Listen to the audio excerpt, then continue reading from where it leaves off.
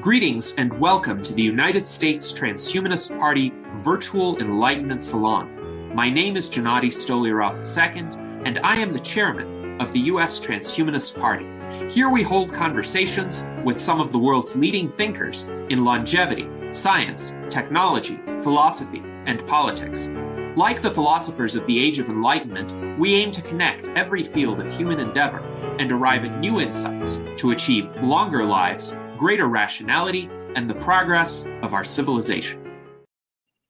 Greetings and welcome to our virtual Enlightenment Salon of November 20th, 2022.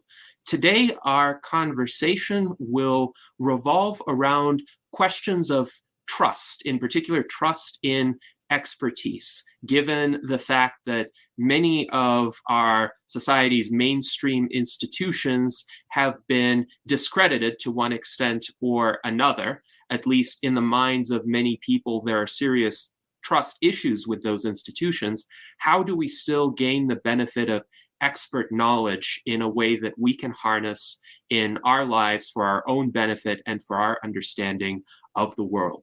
Joining us today is our distinguished panel of U.S. Transhumanist Party officers and members, including our Legislative Director, Jason Geringer, our Director of Longevity Outreach, Ben Ballweg, our member and endorsed candidate for Thousand Oaks City Council, Dan Tweed, and our special guests today are Mike Elias and Leah Elias. They are going to tell us about Idea Market. Now, this is a fascinating concept. It is a platform that lets you make money arguing on the internet. So for all of you who enjoy arguing on the internet, this should be an intriguing concept in and of itself, but there is a lot more depth to it. So welcome to Mike and Leah. And Mike, I will let you begin with your presentation. Thank you very much. It's a pleasure and an honor to be invited here. I really appreciate it. And there's a wonderful intro as well. The impetus behind Idea Market is to create a way for information, especially disruptive information, to become credible without depending on institutions like universities, corporate media, governments, the kinds of institutions that we've typically relied on to take breakthrough or disruptive information and make it credible, make it legitimate to the public. The way Idea Market works is it is a network where you can run.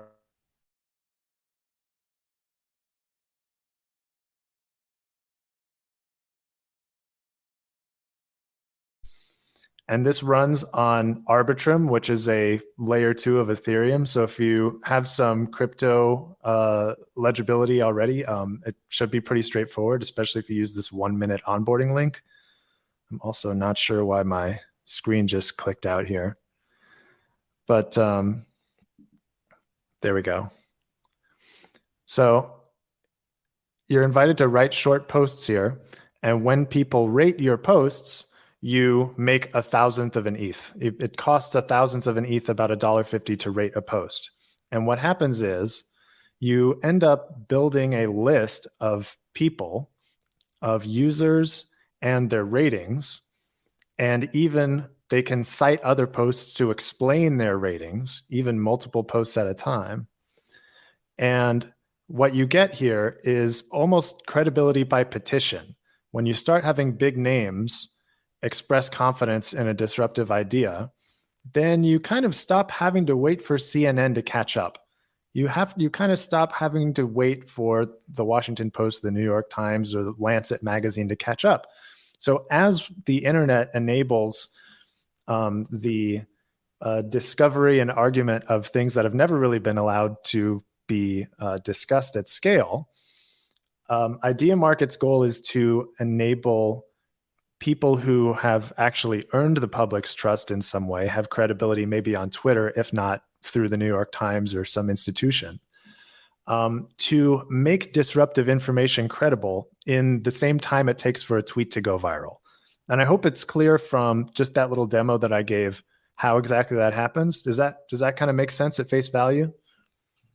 So essentially, the ideas are rated on the website, and the more individuals rate an idea positively, particularly if they have a reputation as trusted experts, the higher the score essentially the idea receives. Is that a correct understanding? Yeah, but I should also mention that the score is really just a summary. It's not intended to be prescriptive. I'm not trying to build just another authority that tells you what to think, that tells you this is true. What we really want to do is simply record personal opinions. And based on people's personal opinions and the trust that they've earned from the public through whatever medium, Twitter, venture capital, otherwise, people can kind of crowdsource credibility for information that naturally it would take an institution like a university or the FDA or the Lancet or the government decades, if not centuries, to verify or give credentials to. Does that make sense? Yes, it's very interesting. Now, our friend Mike Lazine wonders, do you need to know cryptocurrency in order to participate in Idea Market? For the moment, yeah, you do. You don't have to know very much actually, but you have to have kind of a basic facility with MetaMask, which is the Chrome and Brave browser extension that allows you to interact with Idea Market. So yeah, there is the crypto functionality is necessary in order for two things to happen. One, for the financialization of Idea Market, so that money is exchanged when I rate a post.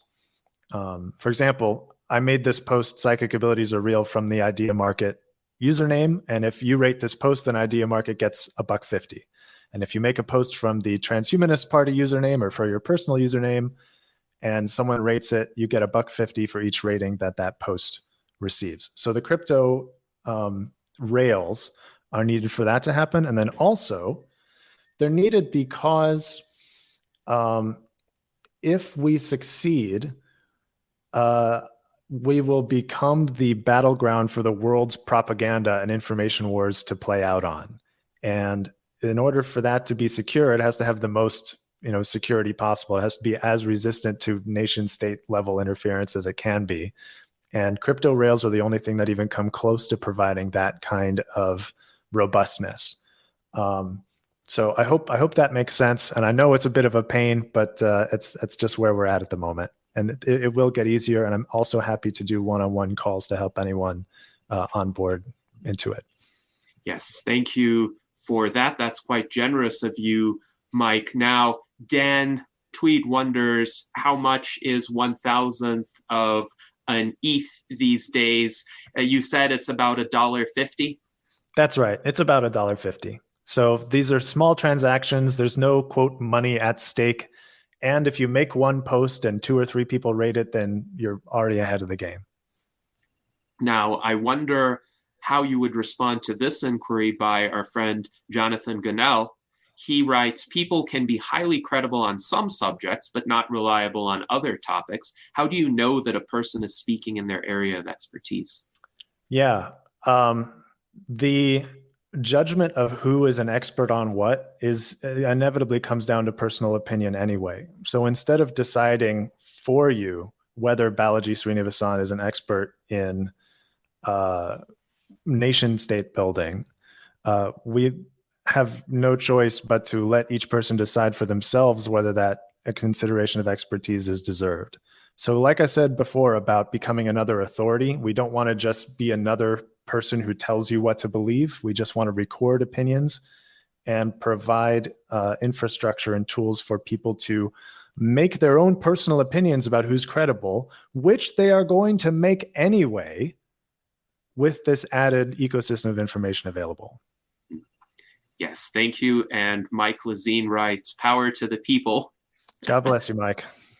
All right. So, Leah, you mentioned that there is a 1-minute start guide that is available to help people get on board. Could you tell us a bit more about that? Yeah, I'll just say just a quick minute and then I'll let Mike elaborate. But I have personally gone through the very quick start onboarding right there. You can see Mike's highlighting it. And I'm crypto adjacent. I let my husband do most of the crypto things, but I did follow the 1 minute onboarding, did manage to get the MetaMask, got everything connected, so I am on board. And like he said, he will help you personally do it if you like. All right, wonderful. So now I know Ben has a question, so please proceed. I think my stuff is not so much in Idea Market. I'm going to stand by and let Idea Market run for a bit, if I may. Thank you, though. Okay, so we'll get back to you, but Mike, please proceed with your presentation. Sure. Quickly, I see that Dan also asked in the chat, could we make the $1.50 closer to a dime? Technically, we could. We have the ability to reduce the fee or even like eliminate it, but we had some good signs when we launched, which was September 1st. So it's only been a couple of months.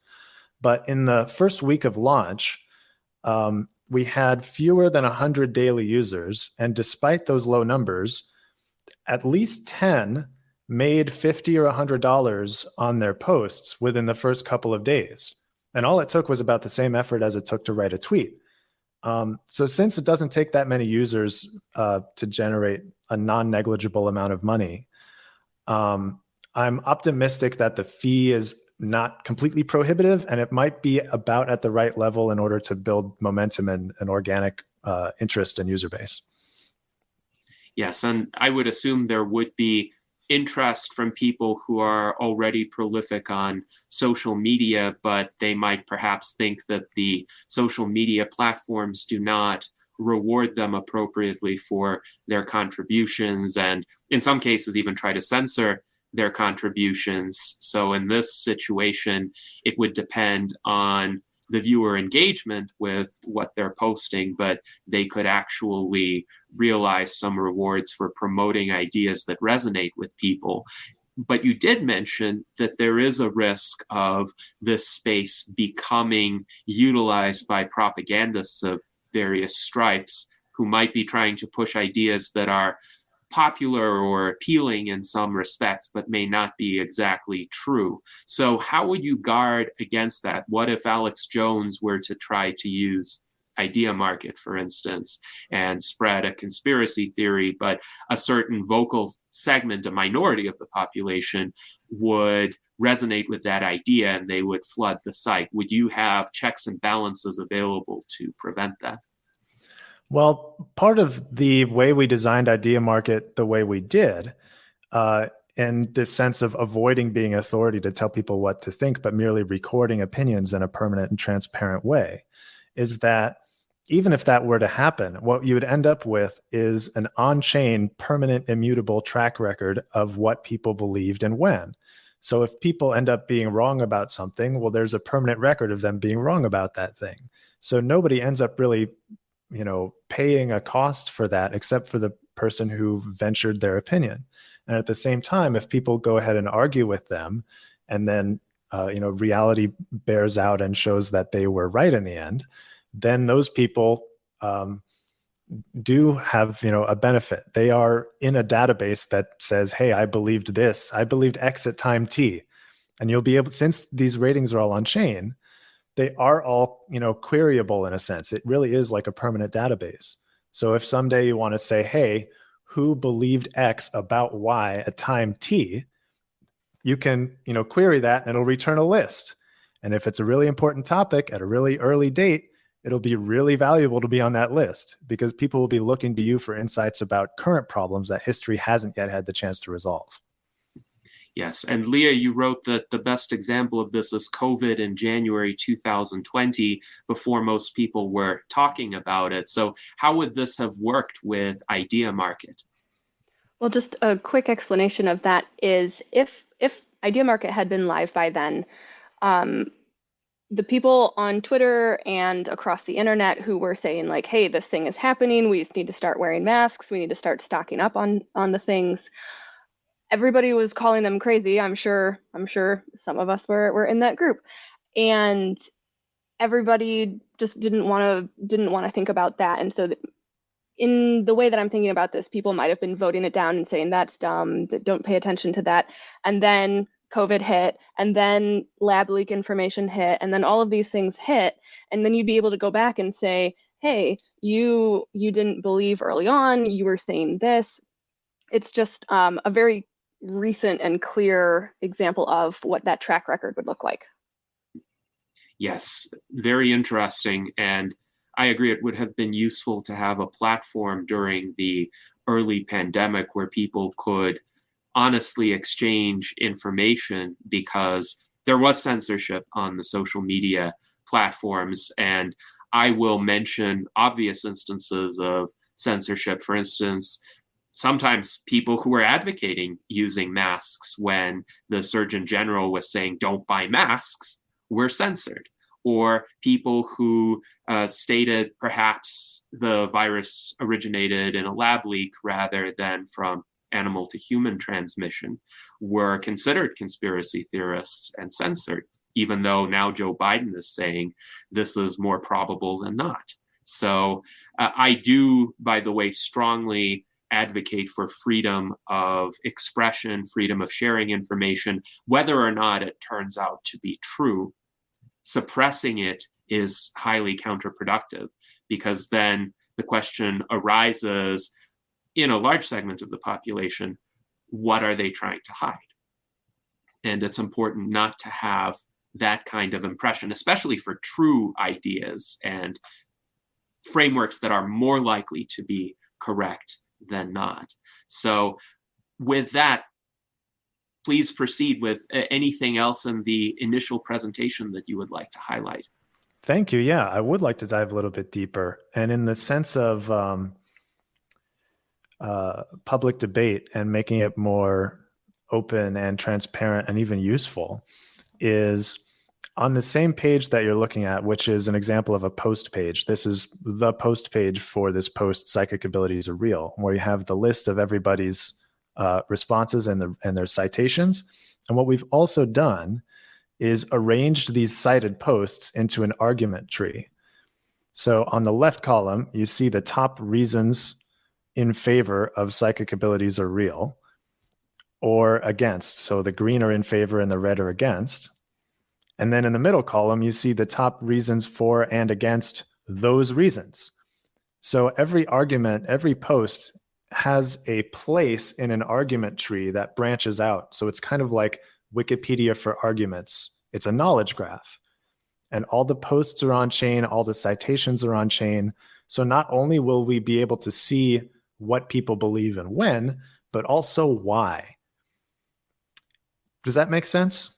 Yes, actually, back in the middle of the first decade of the century, I was thinking if only people in their discussions with one another could craft argument trees and figure out exactly where they disagree along the chains of arguments and responses, what assumptions they share and what assumptions they differ on, then we could actually make intellectual progress. And this was interesting to me as a bit of a personal background.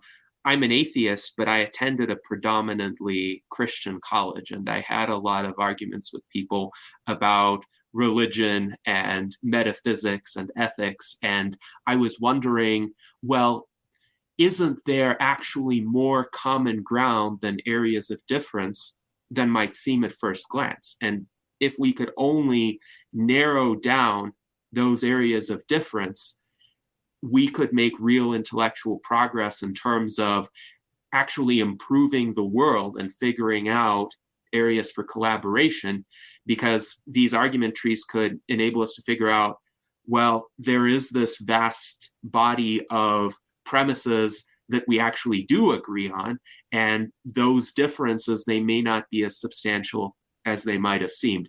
But argument trees have not ubiquitously proliferated. This is not how Twitter works or how Facebook works these days. So I'm intrigued by this. Now, with regard to how the argument trees get formed, is it also the case that each node in the argument tree gets elevated based on how people rate that node? Yeah, it's they're actually ranked on the page by number of ratings from top users. That's what this hot statistic is down here. But that's really just a front end user interface decision. There's nothing kind of inherent about that. It's just how we've done it for now. But yes, these are ranked kind of by, implied relevance based on who's rated it and who has cited it in favor of this particular post. Yes, very interesting. Now, along these lines, Jonathan Gunnell asks, have you considered how Kylo and IBM Project Debater do that kind of argument sorting? Yeah, Kyalo was a huge inspiration. They're awesome. They've been doing argument trees on Web 2 for years, and they're amazing. Their UX is amazing. So yeah, I've taken a reasonable amount of inspiration from them, and would kind of like to look as pretty and beautiful as they do. IBM Project Debater, I haven't seen so much, but Kyalo, yeah, I love what they're doing. I just think I see a more maybe leveraged use of that kind of technology than they're building on. And also they started so much earlier that using Web3 wasn't really an option for them. Using crypto and monetization and permanent, immutable blockchains probably wasn't really an option for them. So, they have an eternal fan out from me. I'm just kind of taking it in a different direction and trying to play a different role with it.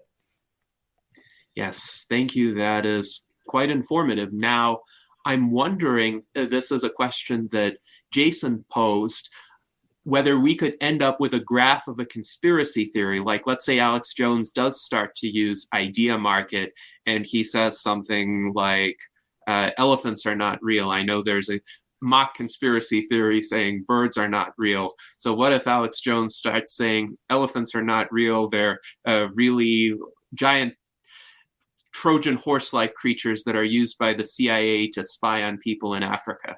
And he maps out this conspiracy theory, and people respond to it on Idea Market and provide common arguments against it, and maybe some of the diehard supporters of this theory start making arguments in favor of it. Could we have a situation where we have an argument tree about the elephants aren't real conspiracy theory, and people might figure out exactly where its weak points are?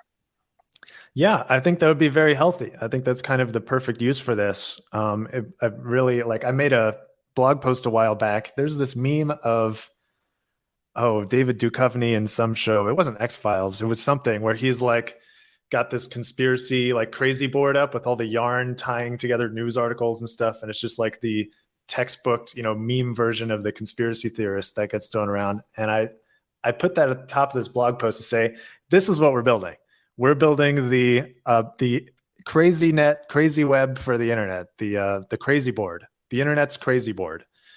Because I think, blowing things out like that, letting them have their full, anatomy examined, is what not only will enable cooler heads to prevail in the right cases, but also for people who believe things that are not as useful as other things, to be persuaded and have point-by-point engagement. Another benefit that we'd get with, an Alex Jones conspiracy theory that blows out on Idea Market is you'll have these permanent immutable lists of people who agree and disagree, and how confidently and why. So that, let's say maybe, 1% of that is true. Maybe the CIA really is smuggling something, and, he took that part of it and extrapolated it in the wrong direction. We'll be able to figure out much more quickly which aspects of a crazy web are actually legitimate, and tie them together in a more coherent way and in a much faster iterating way than just these kind of churning repeated conversations among the same people on Twitter that are isolated from the halls of power and the institutions of legitimacy. So I think that it would be an extremely healthy thing to give conspiracy theorists this voice that they've never had, and also the sort of demonstrably fair playing ground that allows these things to be hashed out in full view of the public and with full respect for personal opinion, so that we can see who believes what at what time and why, and just let that conversation, which hopefully would be in a fairer context than it's ever been, let that evolve naturally. Yes. And Dan wonders, could this save Twitter?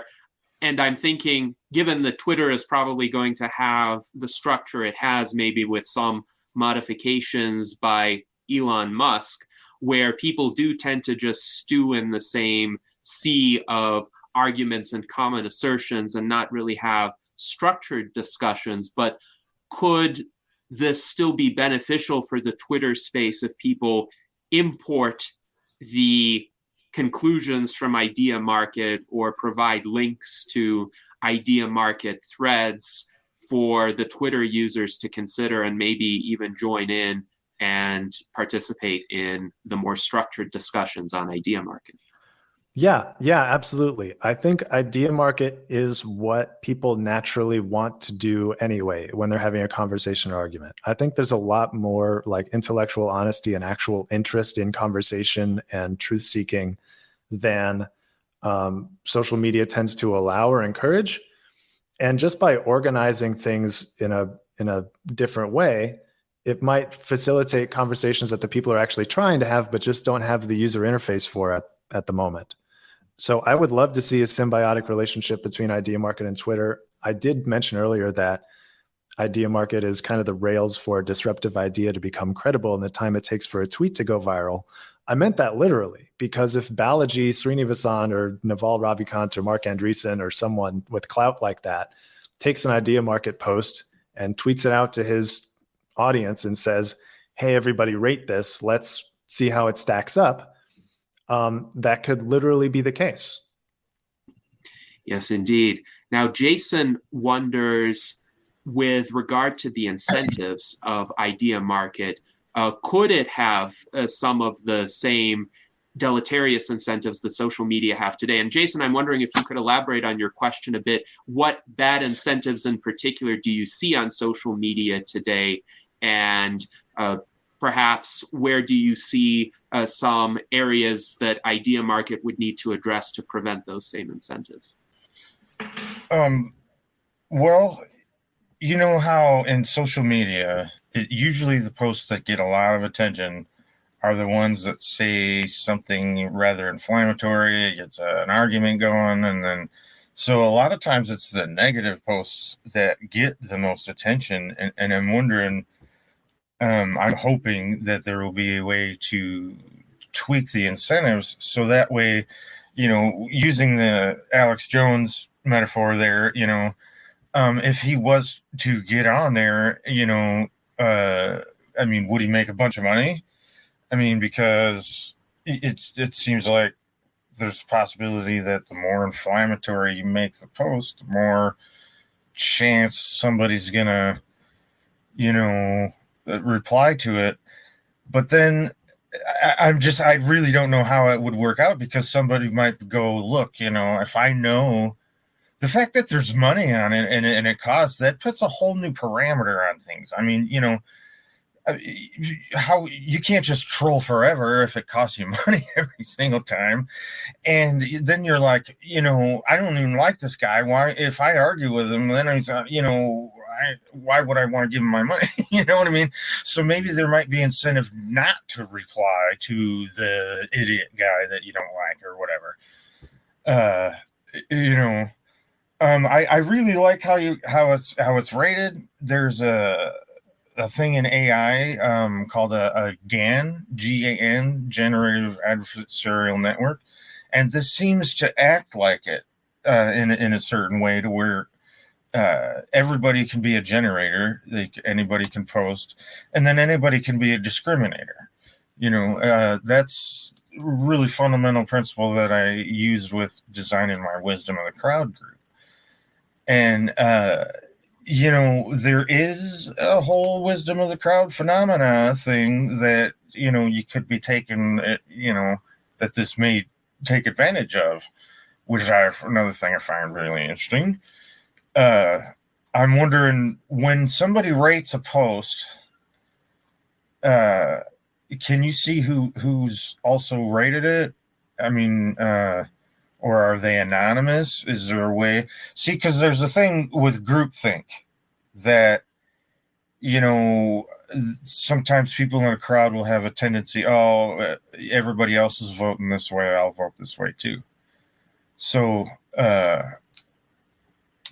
not really sure what the question here is. Maybe I got some stuff to jam on here. I hear you. Go ahead, man. That's where you're coming from.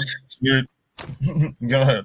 Yeah. So Mike Sin actually brought this up too, about blinding the respondents so that people aren't so tempted to follow big names and stuff like that and just be influenced. But I think it's not as big of a problem as I don't think it's a problem that's worth solving right now. And here's why. People are going to make judgments about what they believe and what their opinions are among an infinite combination of conditions. People might rate something 10 points higher or lower because it's cloudy outside. And yeah, maybe we could do all the dev work to hide the list of people so that people don't know, and maybe that'll change their thing by 10 points. But it also removes the credibility aspect. It makes the credibility aspect less visible because it makes you have to participate in order to see who believes what. And that's the key point of the platform, is to give people a quick way to go, hey, look, all these big shots say X. So I don't think I'm going to do that soon. Everything is on chain and open source. So if people want to build an alternate front end that does that, that would be fantastic. But I think it's not always the problem. So, I mean, it's not necessarily.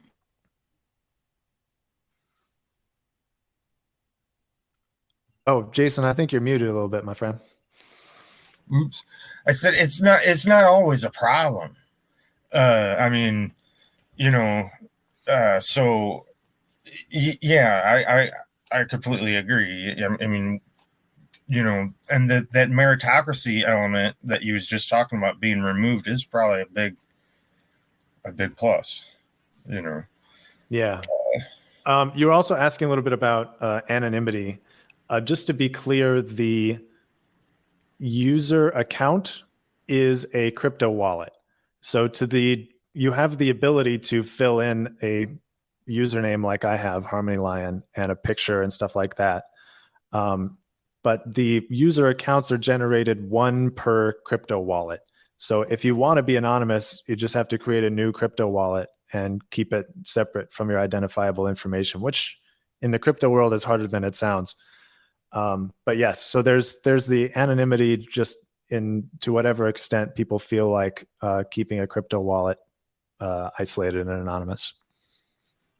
So tell us a bit more about the user's profile and what information can be derived from it.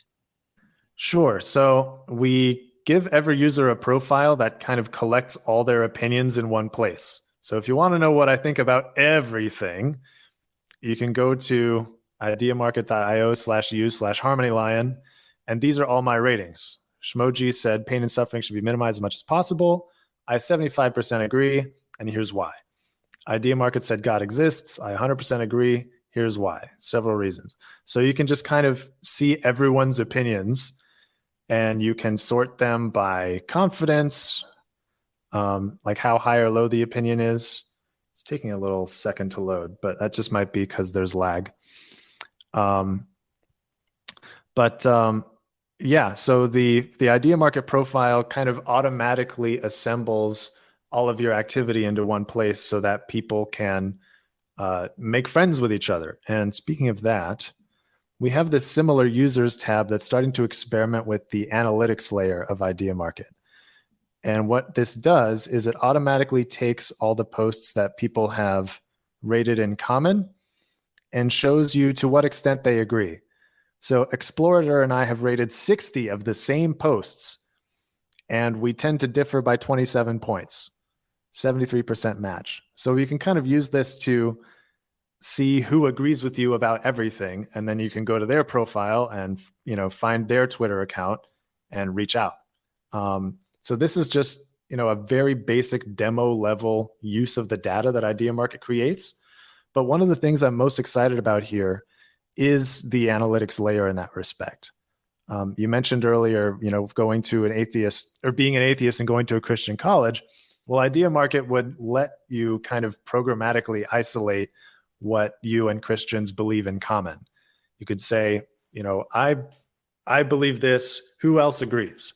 Or there's this group of people and that group of people, what do they most commonly agree on, and things like that. So the open source permanent username tied on-chain ratings, it really excites me how many sort of filters and correlations can be applied to that to understand better what people really believe, and for niche philosophical tribes to discover each other.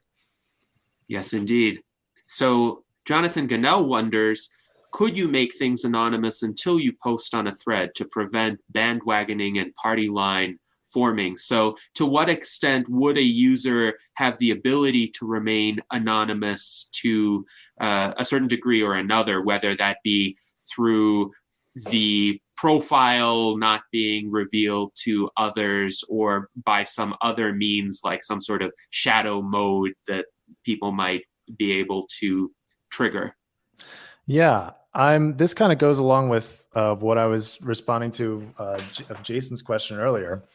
And what I'm hoping is the case is that whether people bandwagon doesn't really matter, because people are going to do what it's in their nature to do. What ultimately matters is what's their opinion at the end of the day, because that's the data that's going to be sorted for.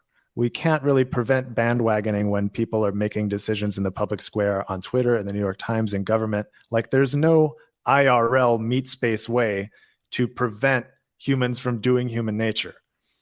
So given that we can't isolate those conditions out in the real world, but we're still trying to get the best, figure out who has the best judgment, it doesn't seem like it would add incredibly much to artificially prevent bandwagoning in this specific context. Because when we're trying to figure out who has the best judgment, it doesn't matter if you have the best judgment as long as there's no bandwagoning. What matters is how good is your judgment when there's bandwagoning, because the rest of the world still has bandwagoning in it. Does that make sense? Yes, it does. And of course, we experience the phenomenon of bandwagoning regularly. And I know, as the chairman of a minor political party, how tempting it is sometimes for people to side with major political parties on issues of the day, especially because major political parties put out a lot of propaganda. They devote millions, if not billions of dollars to pushing a particular narrative. And I have to be quite resolute in telling people we need to stay objective. We can't just fall for a particular party's narrative. We need to consider the issue on its own merits. And that's hard to do when even a lot of our members might be swayed by propaganda of the moment. And then in a few months, they will kind of come out of the spell of that propaganda and be able to take a few steps back, analyze the issue objectively. So yes, that kind of fortitude and resolve to be objective in the face of a lot of external bandwagoning is quite important. And I'm intrigued by structures that would support that. Now, our friend Dan Tweed writes, people don't really believe that the internet is a permanent record, and this might help to teach them. I wonder to what extent also this platform might be conducive to people's intellectual evolution. Like, if they are on record advocating a particular idea in the past, but their thinking has evolved, would this incentivize them to accept that to a greater extent rather than to be very much committed to prior positions simply because they're on the record expressing those positions? I think it would. I suspect it would, because you can rate the same posts an infinite number of times. Yet the ratings are all permanent and on chain, but that doesn't mean you can't re-rate. So if you do change your mind, you can put your new opinion on chain as well, and the track record will be on chain. So yes, there's nothing really gained. I would expect that there's nothing really gained from being stubborn, even in the face of one's own conversion. And what I'm hoping Idea Market models is what we're all naturally trying to do anyway. And to capture that evolution in a way that can be sliced and diced with data and referred to, and allow people to more effectively allocate their trust between people who deserve it and not just people who have big credentials, is what the end game is here. Yes, very good. And Dan, go ahead. Oh, go ahead. I'm sorry. Yes. Dan also wonders, can you use the data from Idea Market in time-based infographics as well? Yeah, I love that idea. And yes, our goal is for all this information to be open source. It's all on chain. And I'm basically most excited for all the analytics layers and visualizations that will explode out of this. And I'm very much looking forward to a belief weather map, an opinion weather map, where we can see what the most popular ideas are, who the most influential people are, what the most popular reasons for those ideas are, and how that evolves over time. I'm imagining something that looks kind of like Google Maps, like a traffic map, where you can see, instead of cities connected by highways, you see posts connected by citations. And maybe a green line will be in favor of this idea because that idea. And maybe it'll be thicker if more people agree. And maybe it'll be darker if a higher percentage of top users agree, or something like that. So I'm very much looking forward to the kind of the ecosystem of visualizations that could come from people playing with this data in different ways. And yeah, I'm very excited about that. Yes, indeed. So Jason, you wanted to make a comment. Yeah, I would love it if there would be a system where you get rewarded for being correct, and where truth gets rewarded, and untruth is incentivized not to that would be awesome. All the disinformation, I would love to have a system that just sort of organically filters that out, and there's incentive, literally monetary incentive, to be more correct. I'd love it if there was even possibly incentive to for just being nice or something. Maybe eventually down the road, maybe there's emojis, and if somebody gets a laughy face or something, that means something in a monetary sense. And if that was the case, I'm sure that how people will, if they don't agree with you on Facebook, they'll put a laughy face, like they think what you just said was stupid or something. I'm guessing that people wouldn't do that if they had to pay money to do that. I don't know. But it would just be awesome if it was built in, and just the good ideas rise to the top. The more trustworthy things rise to the top. And so I'm really looking forward to what this could possibly be. I always look at things not necessarily what they are right now, but what they could be. And this has tons of potential. Thank you so much. Yeah, I love that idea as well. Like I want to, one of the things that really drew me to the crypto world was the way people were building incentive mechanisms that had a very specific effect. And that effect is aligning personal interest with public benefit, so that we don't have to fight human nature. We don't have to persuade anybody. We just let people do what they want and is good for them. And then the secondary effects of that end up being good for everyone else too. So that's kind of one of the ideas that that got me started thinking about idea market and thinking about that in terms of information ranking, information credibility, stuff like that.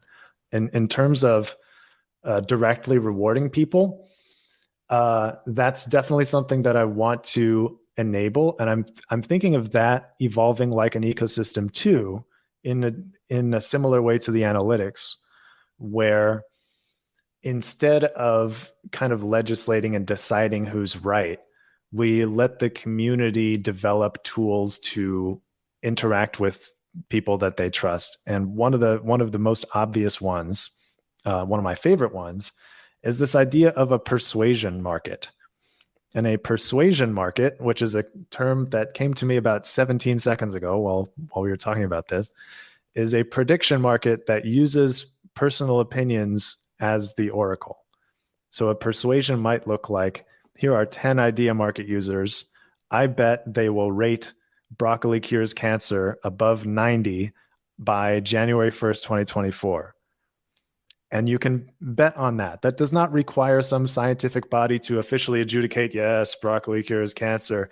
It does not require a sensor to measure with, computationally perfect data capturing that broccoli cures cancer. It just requires these 10 people to, on average, be pretty darn confident that broccoli cures cancer. And so the prediction markets that can spin out of this, especially for the people who earn a lot of trust on idea market, they will be in-demand adjudicators of such markets. And it would probably be in the interest of whoever builds this tool, be it us or somebody else, to reward the people who are honored with the privilege of adjudicating.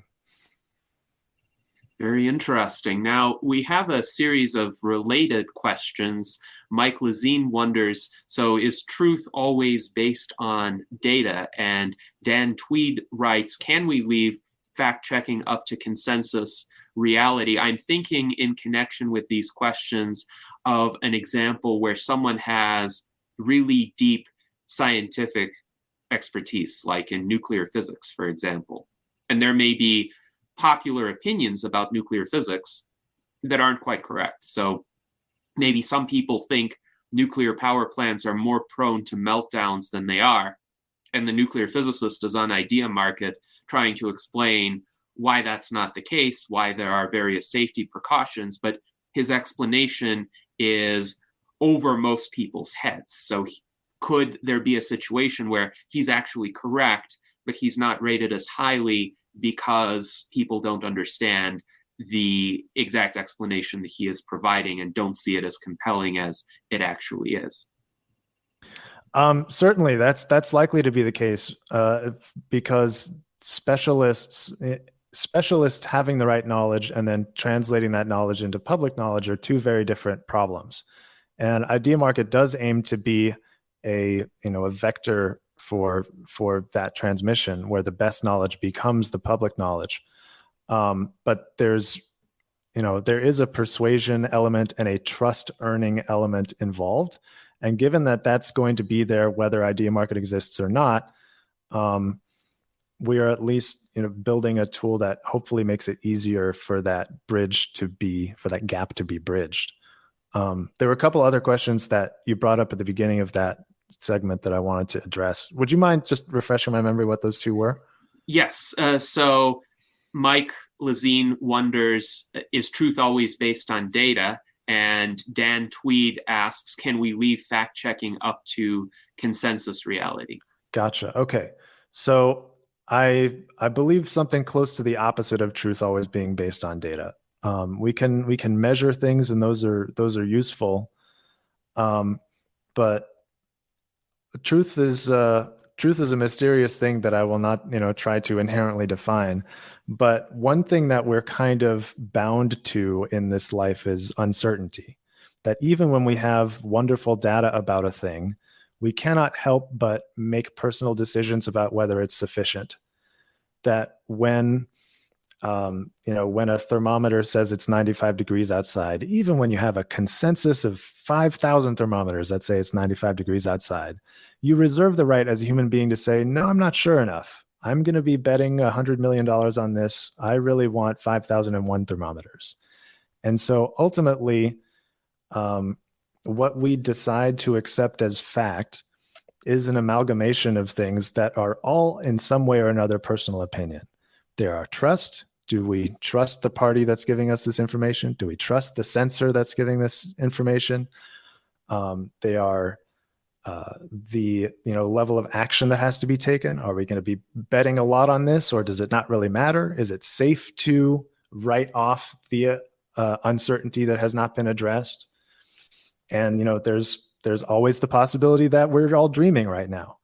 And so in the assessment of any fact, there's not really a way to arrive at a perfect representation of a set of circumstances that then we promulgate around the world. The psychological realities that trust and uncertainty are more fundamental. So in order to kind of address the second question a bit more thoroughly here, can fact checking be left up to consensus reality?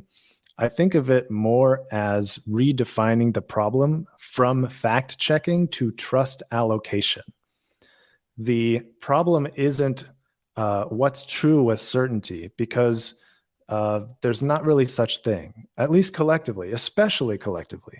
Certainty, in my experience, is an emotion or a decision.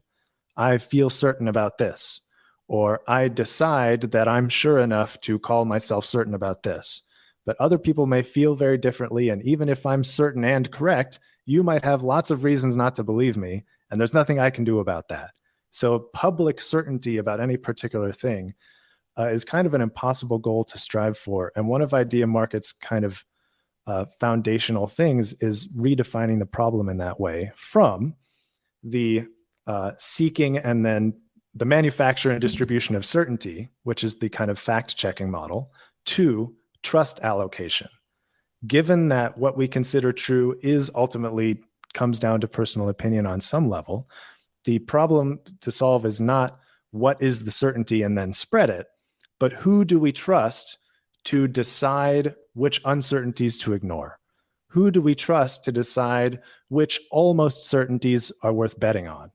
Because right now, the institutions that we trust to provide these kinds of impressions of certainty are doing a relatively terrible job, even compared to amateurs. And this has become transparent to the public now, and there's no going back from that.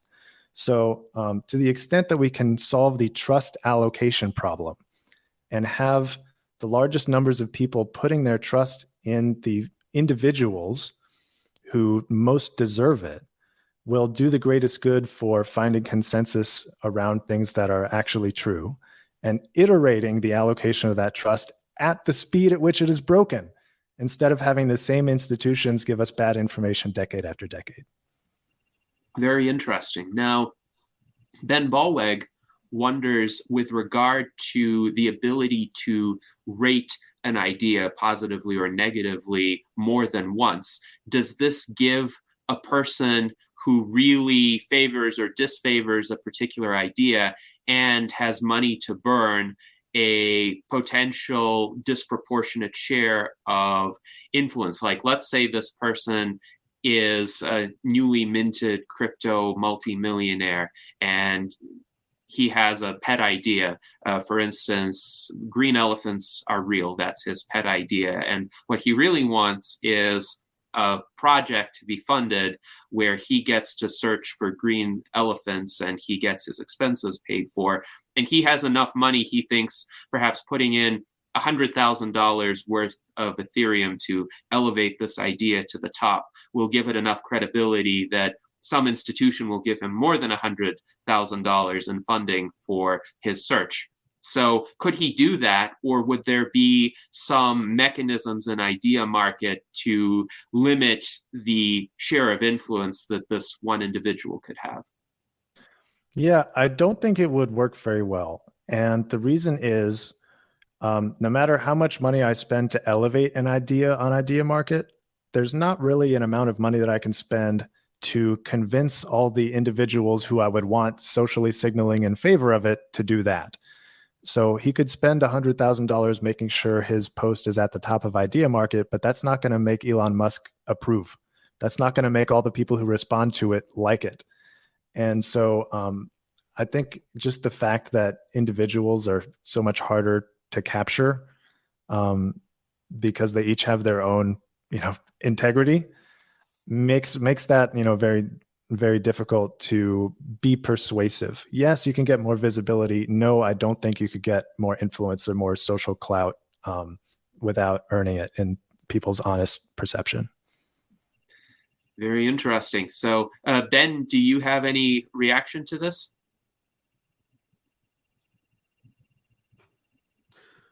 No, that makes sense to me that you could theoretically like stuff your own ballot box, but everybody'd see, oh, he just voted himself up a bazillion times. So yeah, that clarifies. Thank you. Yes, and Leah, you pointed this out as well, that Idea Market would show who rated a particular post. So people might ignore a post if one individual just upvoted it 100 times. Very interesting.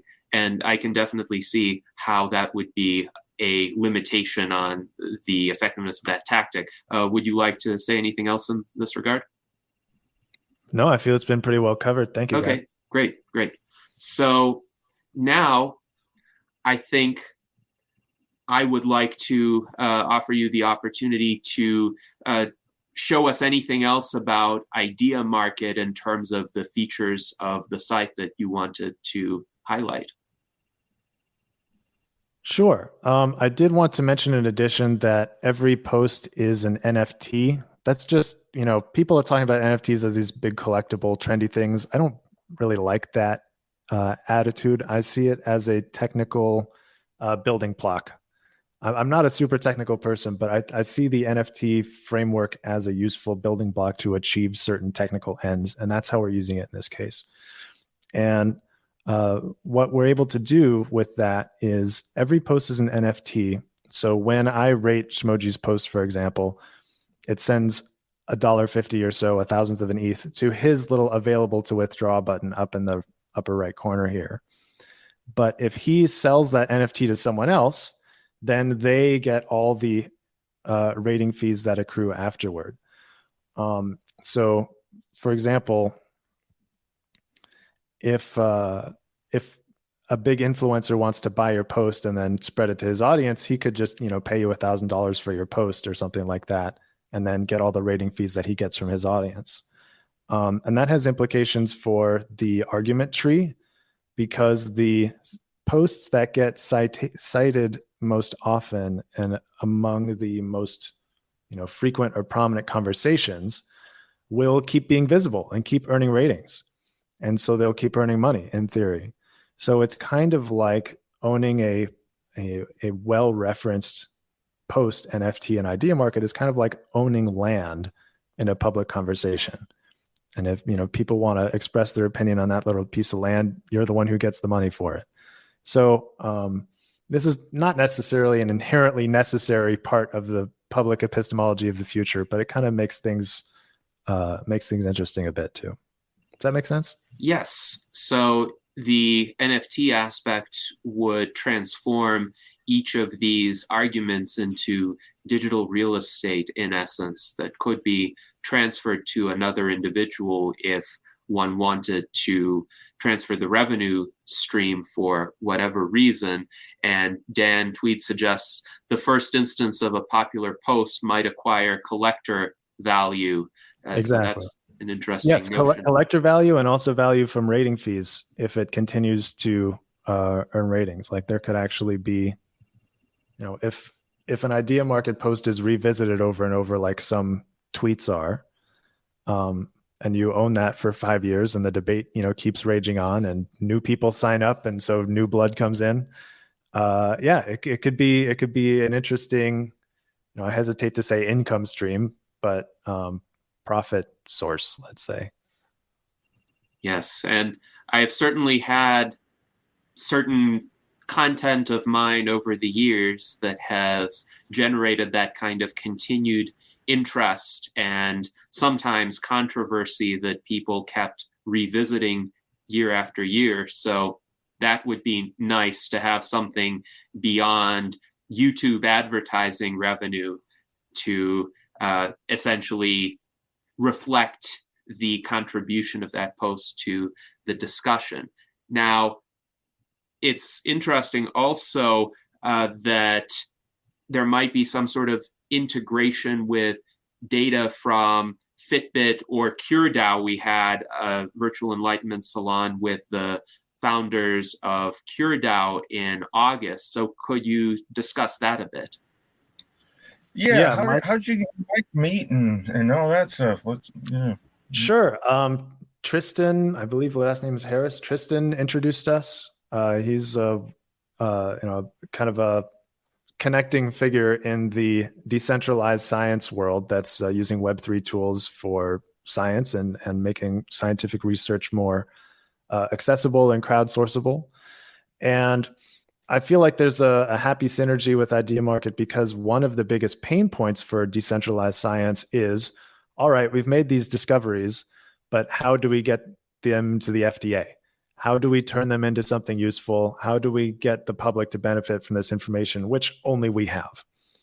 And so what I'm hoping Idea Market can play a role for them there is when they make a discovery, when a DeSci DAO has a finding that they want to share and inject into the public conversation, that Idea Market could be a tool for that. And instead of needing to monetize by selling intellectual property or developing a drug or raising money from an investor or getting institutional support from the FDA or some giant pharmaceutical company, they can instead post their findings on Idea Market and get credible people to rate the posts and kind of bootstrap the legitimacy and impact of the research that they've done. And in addition, collect rating fees from any member of the general public who would rate their post. So I'm hoping that Idea Market can kind of be the space elevator from discovery to legitimacy, as well as an income stream for scientific research itself without requiring these extra levels of involvement and investment. Very interesting.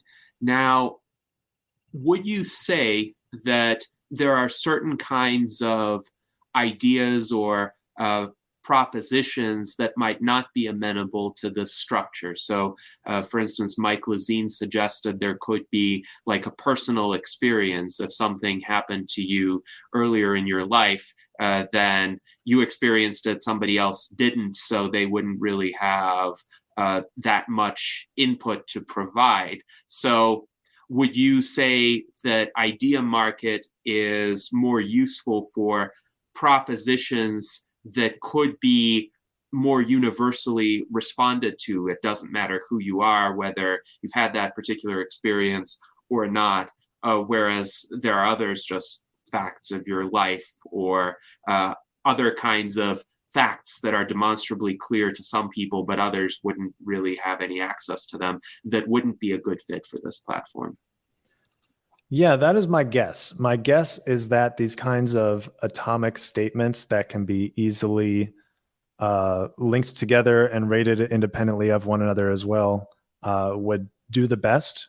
At the same time, though, in the same way that people on Twitter are constantly discovering new ways to go viral, the platform kind of has an invisible and incentive structure that's not really discovered until it's discovered, and will naturally evolve based on the culture and how people end up using it.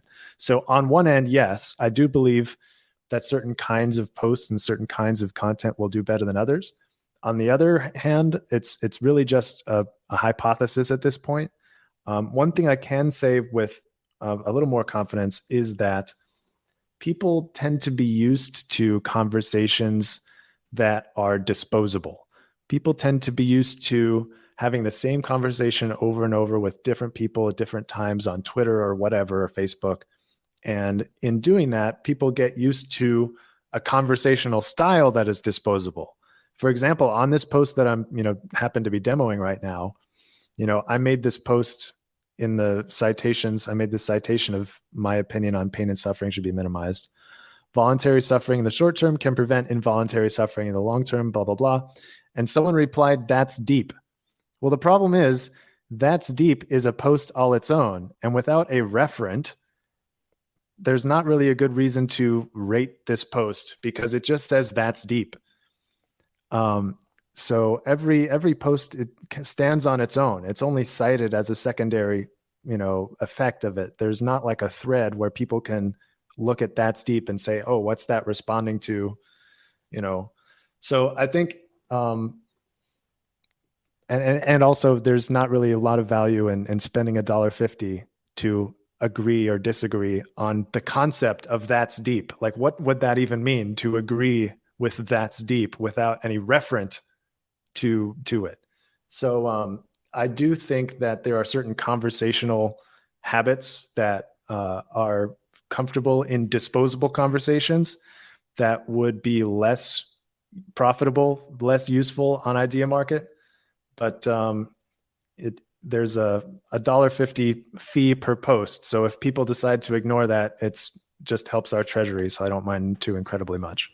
I see. So does it's cost for both the rating and for the post? Or? Yes. So if I make a post, it costs about $1.50, and then if you rate it, it costs you $1.50, which you pay to me. So if I pay that first $1.50 or so to make a post, and then 2 or 3 people rate it, I'm in the green.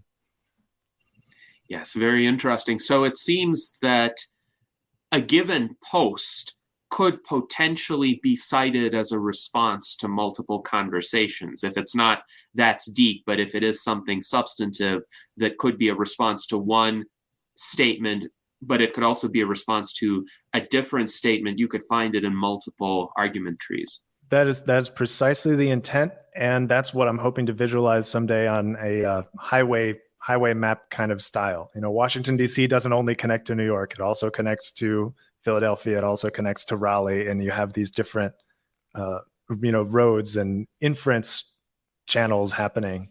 And so, yeah, absolutely. That's why it will hopefully be interesting to own land in a conversation on Idea Market someday. Yes, indeed. So Jonathan Gannell wonders, have you read Thomas Kuhn's Structure of Scientific Revolutions? It's a work that gives great insight into how things change.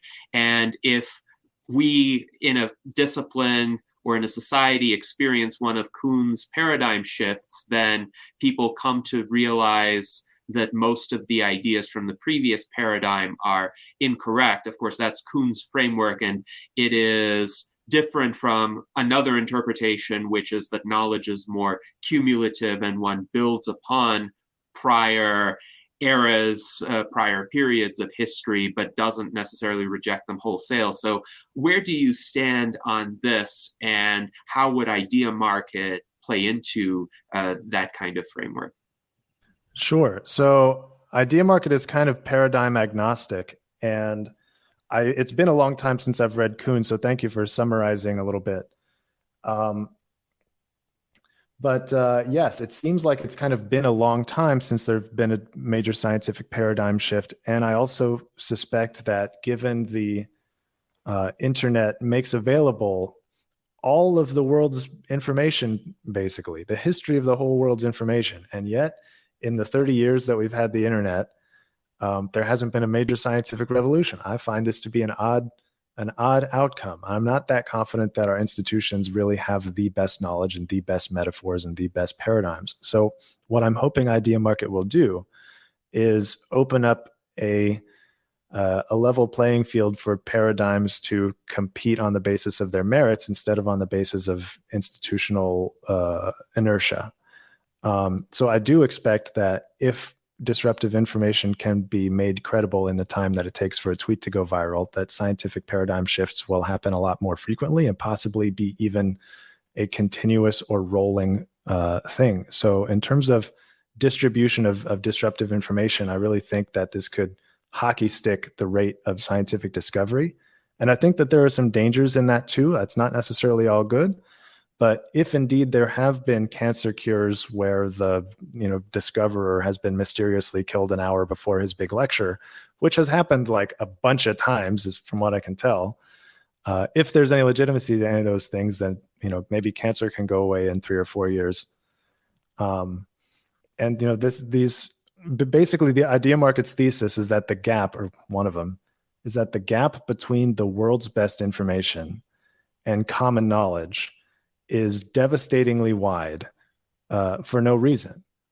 And the distance of that gap is truly tragic. The amount of preventable suffering and preventable deception that happens when there's not really a technological reason for it anymore. It's really just a social reason that our trust is misplaced. And that Idea Market is trying to build tools that make it easier to close that gap. Because right now we're starving in the supermarket. And I think a lot of people on Twitter would agree, and I'm sure a lot of you would agree, that, you know, being experts in various fields, what you see in the mainstream press about your fields is nowhere near what you would write if you were them. So, you know, in that, I like that starving in the supermarket metaphor, because we really have this infinite array of incredibly wonderful informational nourishment and low-hanging fruit to choose from. And all the cameras and lights are pointed at the little empty cardboard box in the corner with flies zipping around. And just because that's how we've always done it, or because it benefits, you know, the owners of those institutions, or whatever conspiracy theory is your flavor. Idea Market, I hope will open up a venue for letting public information evolve on its merits and at the rate that it naturally would if it were not impeded by such institutions.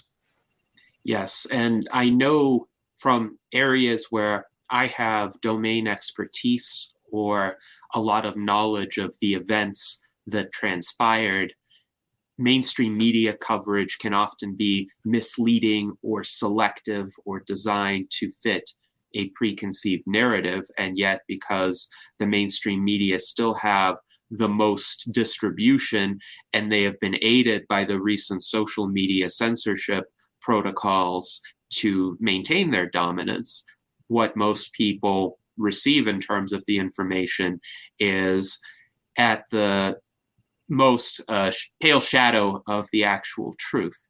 So I'm not intending, by the way, to say that this reflects any particular partisan position or another. The reality is a lot more nuanced than that. But generally speaking, if large segments of the media become a propaganda arm for a large particular political party, it could be the Democrats or the Republicans, then the information one hears from those sources will be partial at best. So I do appreciate the ability to have mechanisms to allow other perspectives to rise to the forefront and be considered. Now, Jason was wondering about the potential for a platform like this for creative collaborations, like artistic or musical collaborations. Do you think there's a place for that on Idea Market? Jason mentioned this to me a couple of days ago, and I've just only begun to, you know, start thinking about that kind of use case. And I think I see what is meant with the like using the argument tree for versioning or for referencing earlier work and influences and things like that. And, you know, the NFT format would be good for tracking all of that. But it's a world that I've just barely, you know, begun to explore. And I would love for there to be a use case like that. And at the same time, I have to admit that my brain is too small to explode that into the ecosystem that it could be, you know, while also trying to achieve our core mission. So, you know, we'll need help. We'll need help expanding that department. Yeah, it's above me too, but I just seemed kind of that incentive structure seemed like it would be really good for collaborating on, because then if I fork off your stuff, like if it starts out with a drum beat or something, and then somebody comes along, takes that drum beat and puts a rhythm on it, you know, then it links to that. And then if somebody takes that and forks off two different ways, you know, and then so you want people to use your stuff. You know, it's like, here, I made this, you know, guitar riff. Please, somebody use it, make stuff out of it. And then I'm curious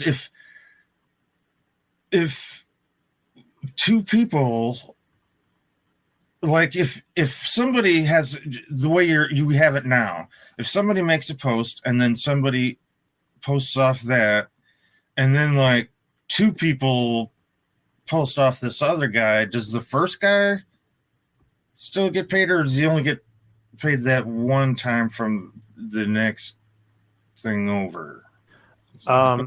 Yeah, the payments don't translate through citations the way we have it built. I mean, I can imagine a universe in the future where something gets added to that, but it's not immediately in the cards.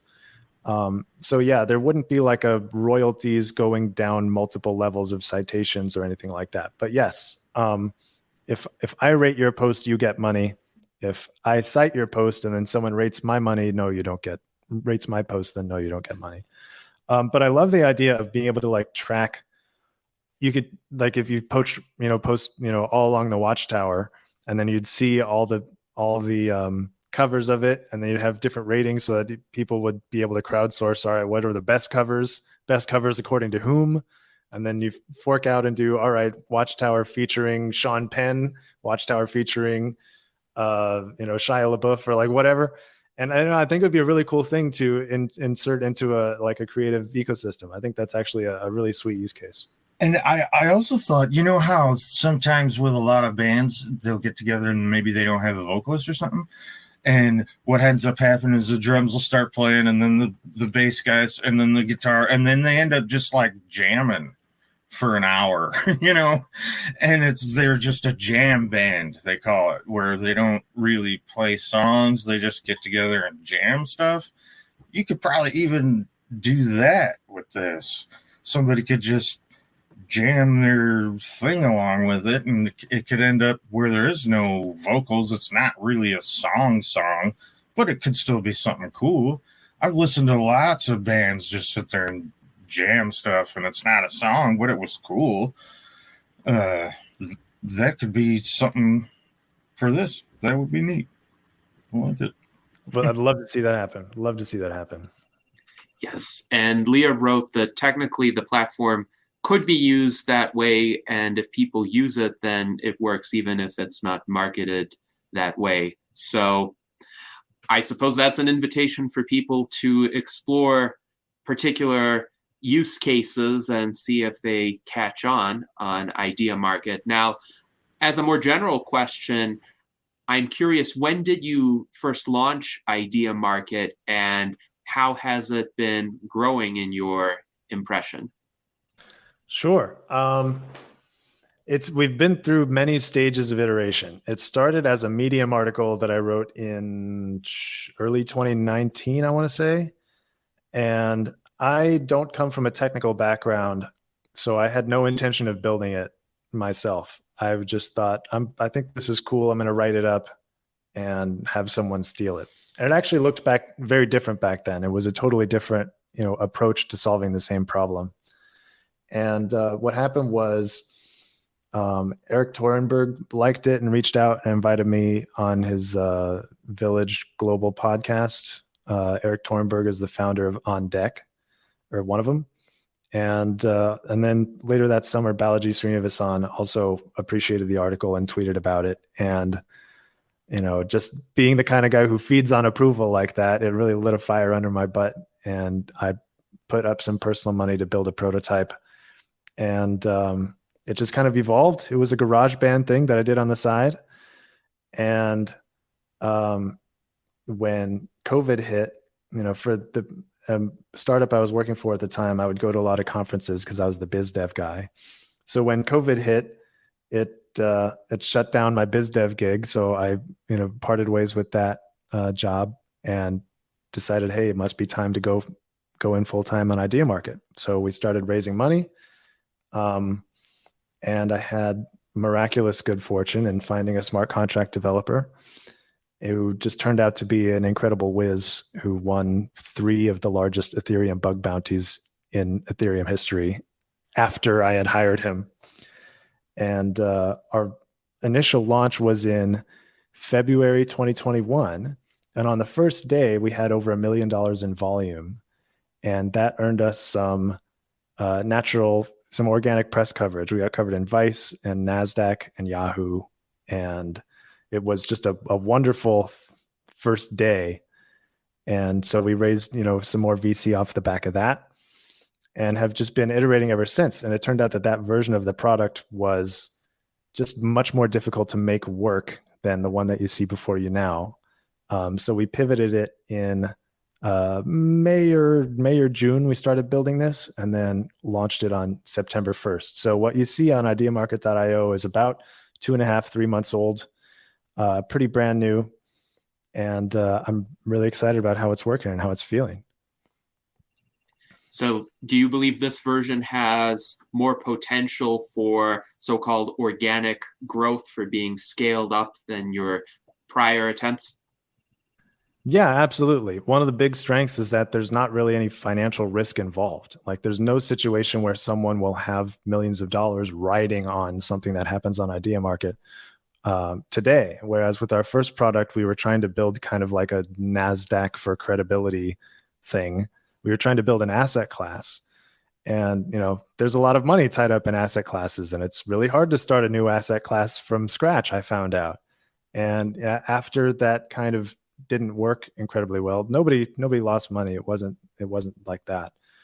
But after thinking about it, it was, even if this goes really well, I'm responsible in some way for the billions of dollars that are floating around on this thing. And it's not reasonable to assume that we'll get it right on the first try and then never have to fix anything or anything like that. So we wanted to start over from a perspective that didn't actually require capital at risk in order to use Idea Market. And this is the implementation that was actually a side feature that I've been wanting to do for a long time. So we made it the main feature, and it's been wonderful. Yes, and I think this is quite prudent not to have capital at risk in growing or scaling a startup, because I see that as the mistake that most startup founders make. They have a finite amount of runway, so to speak, to deal with, and then their idea might be a good idea, but it might take more time to scale up than they anticipate. They run out of the initial funding, can't raise more funding, and they have to fold.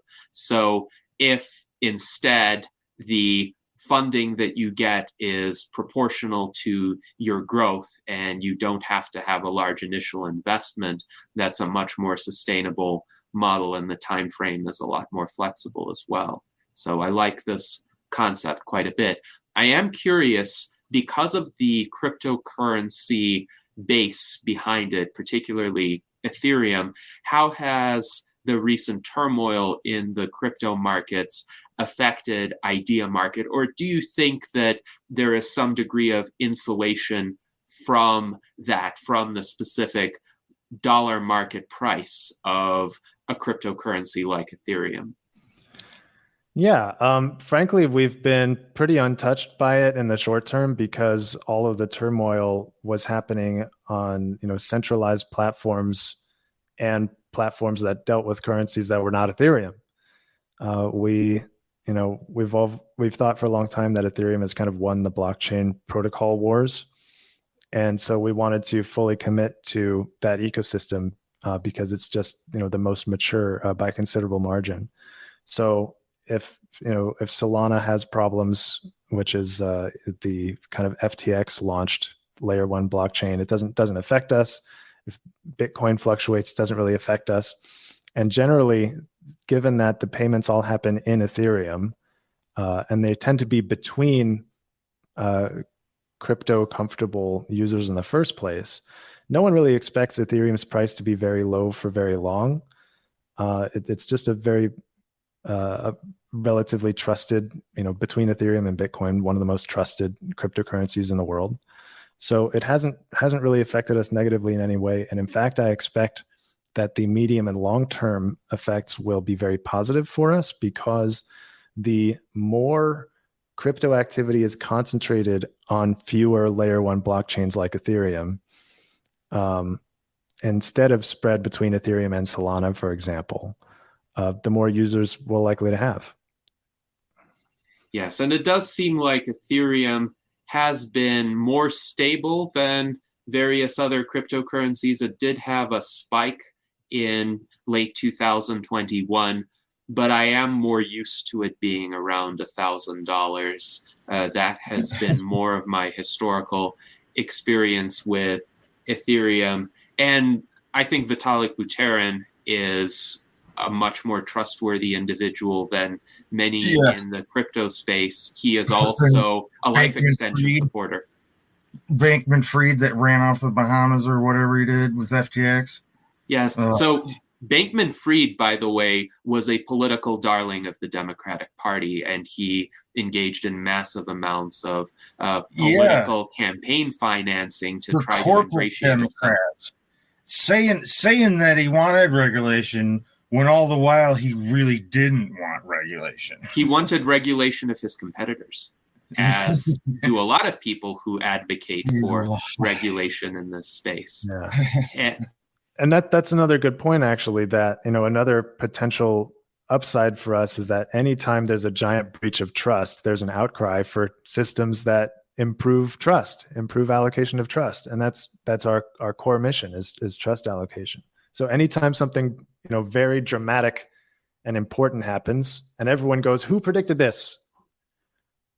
That's good for us. And anytime there's a big breach of trust and everyone goes, if only we could know who to trust, that's good for us. So kind of the failures of today's institutions are advertisements for Idea Market. Yes, indeed. So now I wanted to give each of our panelists the opportunity to ask any remaining questions they have about Idea Market before we pivot into some other topics. So Jason, please go ahead. I got a quick one. It almost seems like I wonder how much incentive there would really be to rate people's stuff, because I almost wonder if maybe it would be if there was also a token besides. Well, I guess the NFT is a token, but maybe not a token, but just like a badge or some kind of reward that you get that doesn't really mean or isn't really valuable above, just bragging rights or something like that.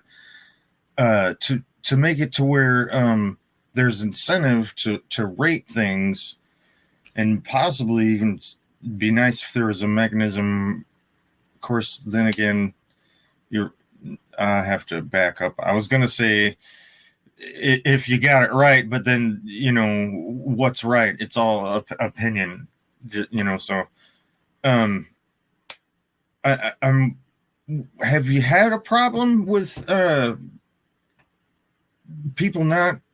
I mean, if like, I'm wondering, why would I rate something when I could just make my own post or something, and then I don't know. I guess we don't know until we really experiment with it, right?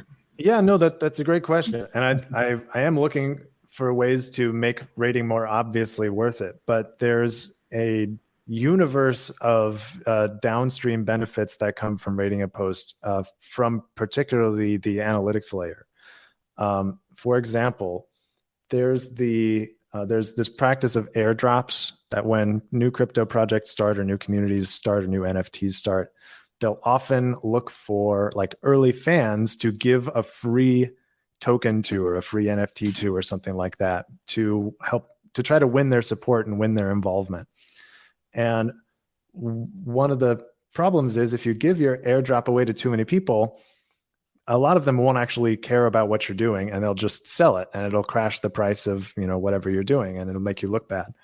So what airdrop projects do to counteract that is they use on-chain data to find the people who are most likely to care.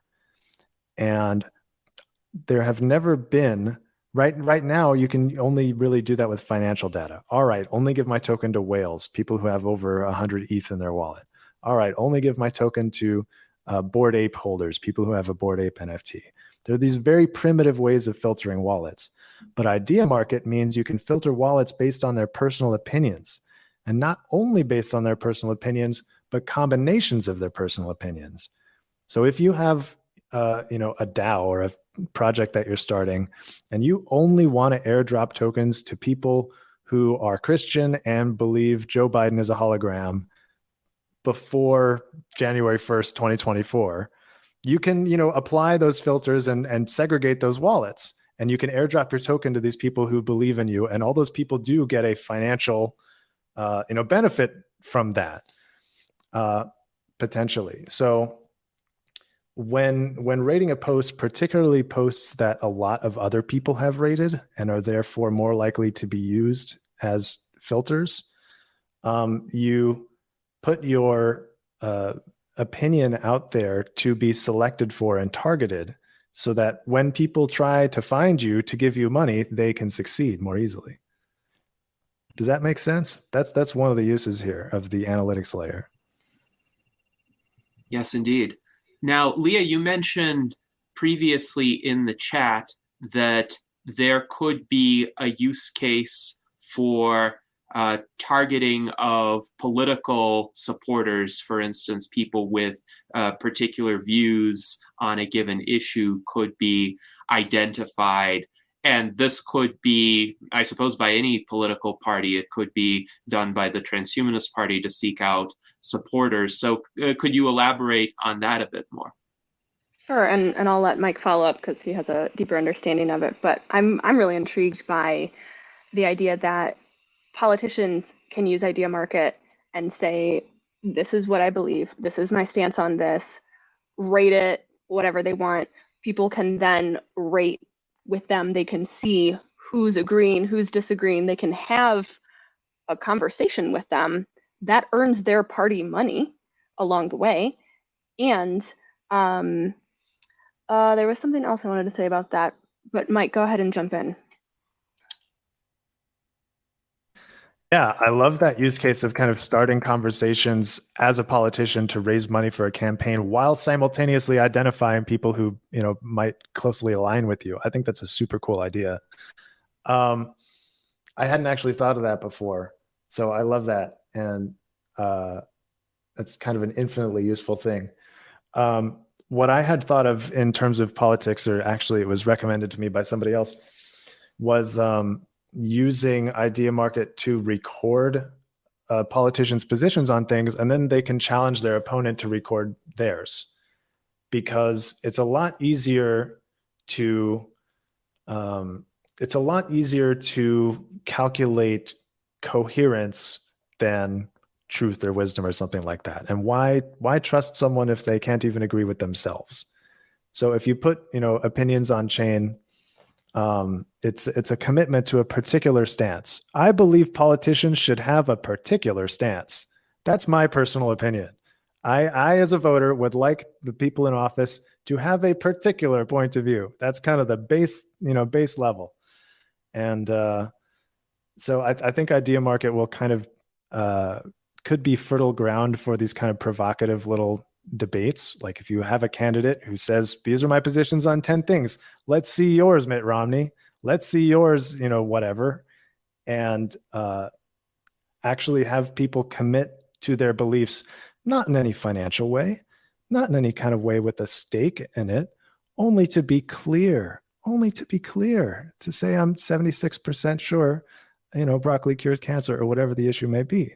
Just be clear. That, like, we all ought to agree that that's like a really basic ingredient in political campaigning, and it's not really solved for in any particular way. So if we can help with that and kind of encourage these little frothy back and forths that take place with this kind of clarity that's never been available before, I think it could be really interesting. Indeed. And well, could I jump in on that? Since, yes, please. It's a political question. Yeah, this is exactly the reason I've run 3 times with no money. I mean, my slogan was kind of keeping the money out of politics without raising or spending any. But, I got invited to the candidates fora, and there's League of Women Voters puts up a great page actually called Voters Edge, which lets you post all of your campaign policies for free. But yeah, this could really supercharge that kind of thing. I could see, kind of merging between, smart contracts and the Chamber of Commerce, and, heck, I think a lot of cities could become resident-owned communities with something like this. I mean, it's like, here in Thousand Oaks, we have a municipal corporation with $1 billion budget. Is it wrong to have a private-public partnership where maybe people get dividends from their city governance? But this could totally facilitate something like that. So I'm curious, did you make this ecosystem kind of open source for developers, or is the the code something that can be modified on GitHub and repurposed? Yes. Everything is Wow. as open source as humanly possible. That's just kind of the way of the world in the crypto industry. The front end and back end might have some closed source aspects that maybe protect personal information or something like that. But we want to be as open source as possible. All the data is open source. All the smart contracts are open source. If there's something that you want to use and it doesn't seem immediately available at github.com/ideamarket, just let me know, and I'm sure we'll figure out a way to help you out. Yeah, because I can see where this could actually become like a rewards program. I mean, people are worried about inflation. What if you could get a discount from people who believe the same ideological things that you do? Yes. Actually, a friend of mine is working on something like that. Connor McCormick, right. Look him up on Twitter. He's a genius. Yeah, I mean, that would take off like a prairie fire, as they say in politics. But yeah, I'm totally excited about this. I think you answered my question, so I'll pass the baton. And very interesting. Totally cool. Art Ramon Garcia, who is our director of visual art, suggests perhaps having a GPT-3 AI create a consolidation of all ratings for a given idea as a running result. I'm wondering what you think of the plausibility of this idea. So have some sort of AI system essentially mine the responses to a particular question or issue and construct a narrative based on the user responses and ratings. Do you think there's a possibility of that sort of system creating a coherent and accurate summary of which ideas are favored, which are not favored, what the particular arguments are that have been made back and forth? Yeah, I think there are two potential answers to this. One is definitely yes, absolutely. And I think it was Jason who mentioned to me a while back that AI or machine learning models train themselves most naturally on knowledge graphs anyway. So boom, just yes, by all means, plug it in, play with it. And that just sounds like an incredibly generative thing to experiment with. So on that note, yes. The other thing I wanted to say is in the kind of traffic map visualization model, I'm anticipating a time when, like with traffic maps, we can get directions. What's the most common set of reasons that people believe both Christ is Lord and Joe Biden is a hologram? Let's see the string of arguments that connects those two most frequently. Let's see the most direct route from A to B, or the most direct route according to my personal trusted circle. So that wouldn't even require AI because it's just a matter of sequencing the data that's on chain. There's no really analysis necessary. But yeah, I would love all those things. You can kind of create spontaneous manifestos by saying, all right, how do you get from this idea to that idea in the most credible or most publicly believed way? And then, like Dan was asking earlier, are there time-based things? All right, what would have been the most credible highway from idea A to idea B 5 years ago? I think there's kind of an infinite playground of analytics to enjoy here, and I look forward to all of it. Excellent. So now I wanted to pivot a bit because I know Ben had a more general philosophical question, and I hope to ask a bit of a philosophical question myself. So Ben, please go ahead. So we are going away from Idea Market entirely into your blog, Mike. I guess first, I think I looked at your Twitter handle and I saw that you were listed as ex-atheist, and I don't think I'd seen that term before. And so I kind of dug around. I was like, oh, that's curious. But then I also had into your blog looking at that moral law is greater than fear of truth. that article. I think it's from back in August. Just wanted to get some more clarity about that. And the last statement, specifically the quote, moral law makes geniuses into idiots and vice versa. And I'll find that link for Gennady right now. Sure. So, wow, there's a lot there. And I'd love to talk about any of it. Was there any particular place that you wanted me to start or focus on to make sure we definitely address?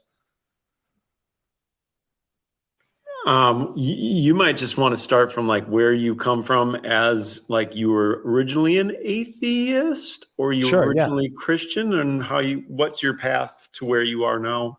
Sure. So just for reference, the long version of this answer is in my pinned tweet on Twitter. There's a Google Doc that I wrote out my kind of personal journey in just a kind of relatively detailed way. But the short version is I was raised in a Jewish agnostic household, never really thought about God or religion at all until I saw George Carlin's comedy. And George Carlin said, people actually believe that there's a man in the sky who watches everything you do. And he has a list of 10 things that he does not want you to do. And if you do any of them, he will send you to a place of fire and burning and torture forever. And he loves you. And when I was about 12, I went, that makes sense. Guess I'm an atheist. And it was just, all right, done. And then I had a wonderful, world of things to argue about with Christians for years. And actually, long, weird story, Leah was part of that. She was raised Christian. And, when we were teenagers, we would argue. And I was the staunch atheist and she was the staunch Christian. And we would just go like this. And what happened was, at the same time I was an atheist, I was getting tired of getting shot down by my crushes. I liked pretty girls and they would always not go out with me. And being kind of a nerd, I wanted to solve this by figuring it out. So I went online, I read psychology books, I went online and did the thing. I learned from the people who would eventually be called the seduction community. This was back in 2003 and 4, so there were a lot less weird actors in it at the time. And one of the books that David D'Angelo, for my super old school seduction community listeners, will recognize, one of the books that he recommended was called Radical Honesty by a psychologist named Brad Blanton. And he recommends being completely honest all the time about all your weird little thoughts, no matter what. And I started experimenting with this in high school. And if I did something mischievous and got caught, I would tell the administrator, oh, I just didn't expect you to be here. And if you hadn't been here, I was going to go do this other mischievous thing. But here we are. And when I would do that, the situation would resolve itself much more harmoniously and favorably than I possibly could have contrived. And so even as an atheist, I started to get this felt sense that truth is a force that is good and will work with you if you work with it. And I was still an atheist. I didn't consider this to be a spiritual experience, but this gave me a very tactile and visceral trust in truth as a general thing. And that trust, became was just very encouraging for me, to the point where a couple of years later, when I was, further down the, personal development rabbit hole and focused very much on authenticity and, what makes a good man, what's virtue, what does it mean to be myself, and all those things. I started meditating, and I had spiritual experiences that just revealed that there's an invisible reality that goes beyond the body.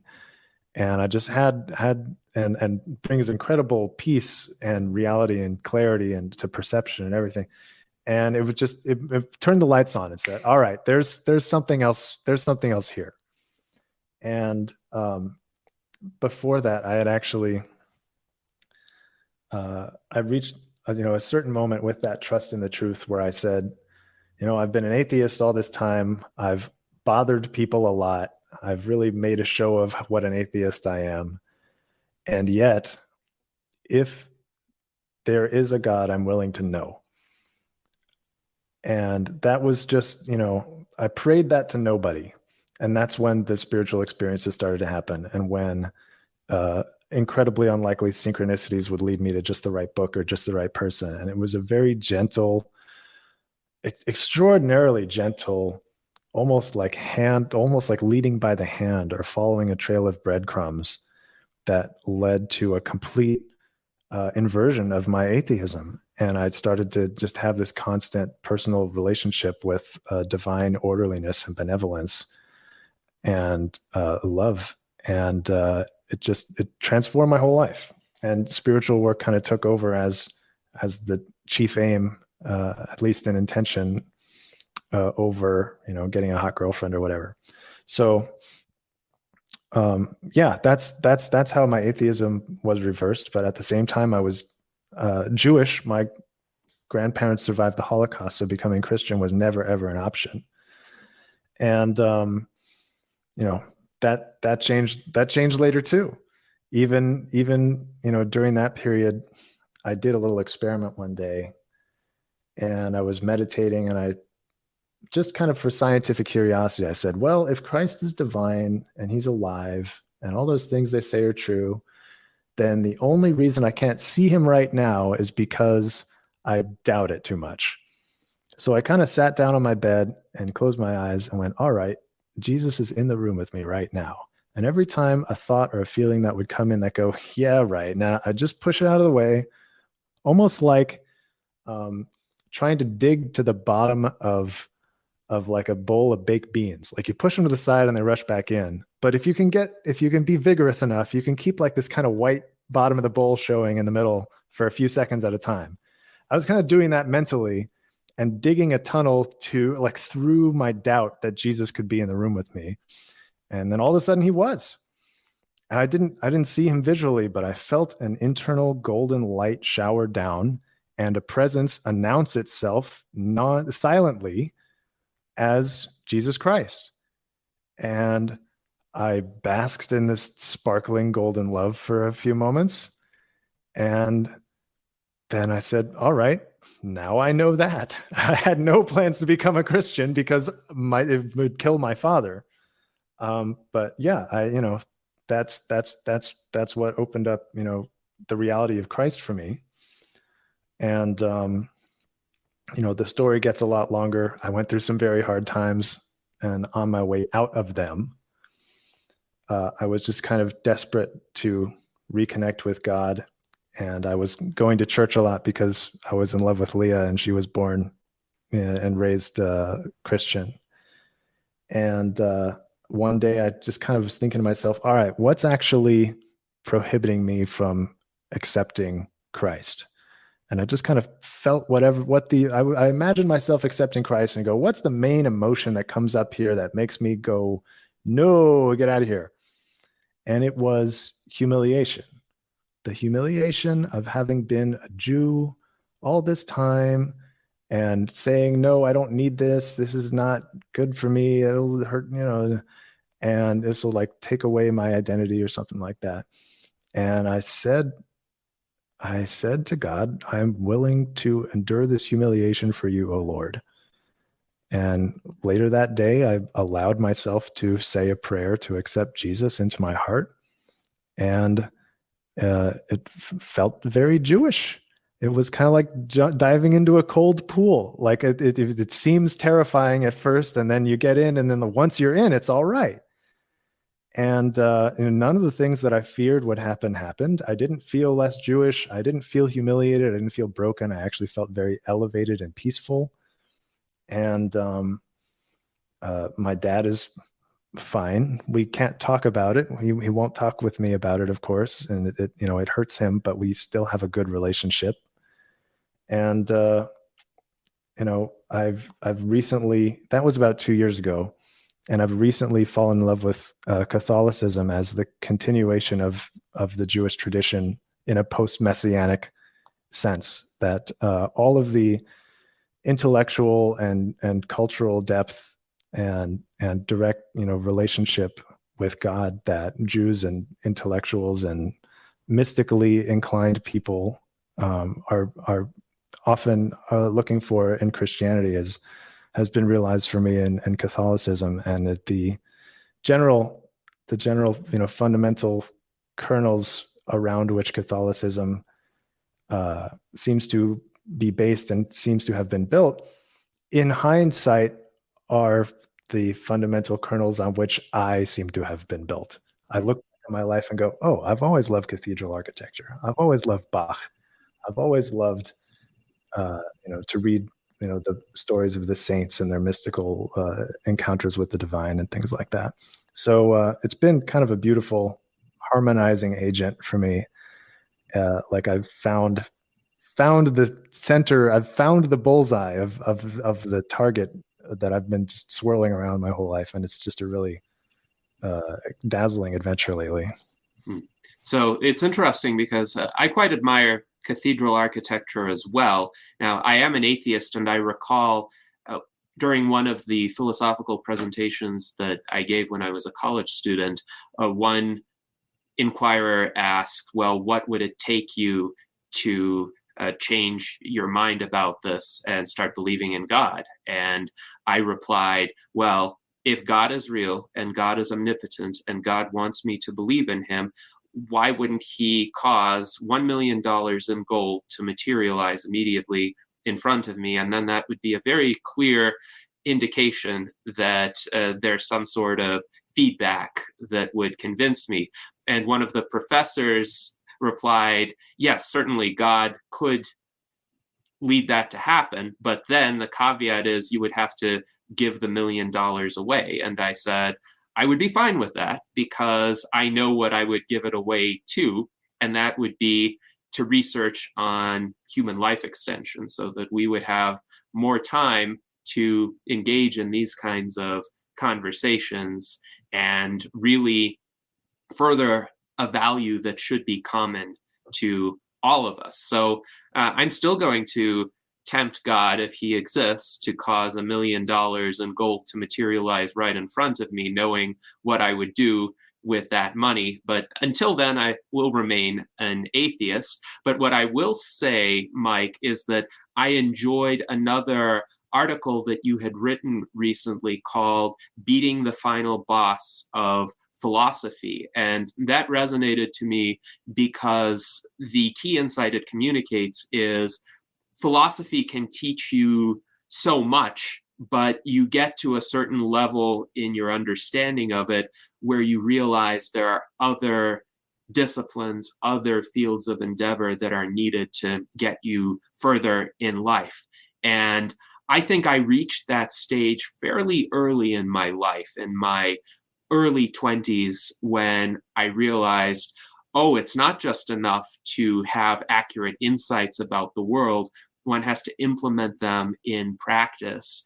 And that could be through an enterprise, through a company like Idea Market or a platform, or an organization like the US Transhumanist Party, which tries to influence public opinion to be more receptive to this new era of civilization that is being created. So I would encourage our viewers to read Mike's blog and to consider not just philosophy, but practical implementations of ideas and the knowledge that's necessary to do that. So we have about 30 seconds remaining. I will let you have the last word, Mike, with regard to this conversation. Thank you so much. I wanted to address something Ben wanted to talk about super early, the moral law versus fear of truth article that I wrote. And the basic premise there is that when we take actions, we like to justify them. If I kill someone for being gay, it'll be particularly difficult for me to realize that being gay doesn't deserve murder or something like that. So through our actions, we affect our epistemology through our willingness to entertain new ideas and confrontational ideas. So if we behave immorally, we add a debt of guilt that we must get through in order to get to the truth that simply presents itself without such cost to someone who has not behaved immorally. So there's this kind of indelible bind between action and epistemology. that can turn a genius into an idiot by making him unwilling to see what is so plain to someone who has less reason to avoid noticing what's right under their noses. Very interesting. And thank you for joining us today, Mike and Leah, and for your very thorough explanation of Idea Market, as well as delving into these very interesting philosophical questions. I hope that people will check out Idea Market and Mike's blog. And until next time, may we all live long and prosper.